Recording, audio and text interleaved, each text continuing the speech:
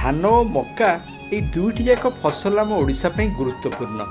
आम राज्य में धान 36 लाख हेक्टर और मक्का 2,70,000 हेक्टर अंचल में चाष करा जाए। ठिकणा ढंगरे ठिकणा किसमर यह चाष कले निश्चय भल अमल मिल।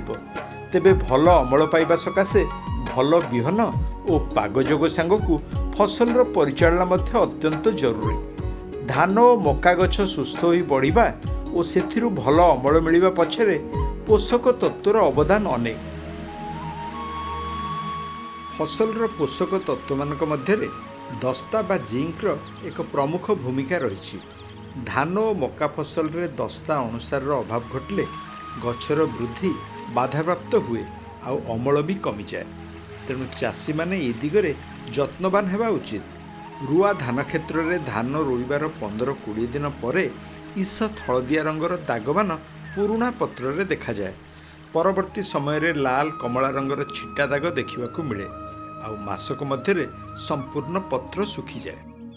उभय बुणा और रुआ धान क्षेत्र में प्रथम शीर्ष सार देवा समय हेक्टर प्रति जिंक सल्फेट 21% को 25 किलोग्राम किंबा जिंक सल्फेट 33% को 16 किलोग्राम हिसाब से माटी रे प्रयोग करंतु। सेहीपरि मक्का फसल रे दस्तार अभाव हेले पत्र रे ईषत हलदिया गाररू आरंभ करी संपूर्ण धला हेबार देखा जाए। यह व्यतीत पत्रर मझी शिरा और पत्रर धार नाली मिशा बैगणी रंग हो जाए।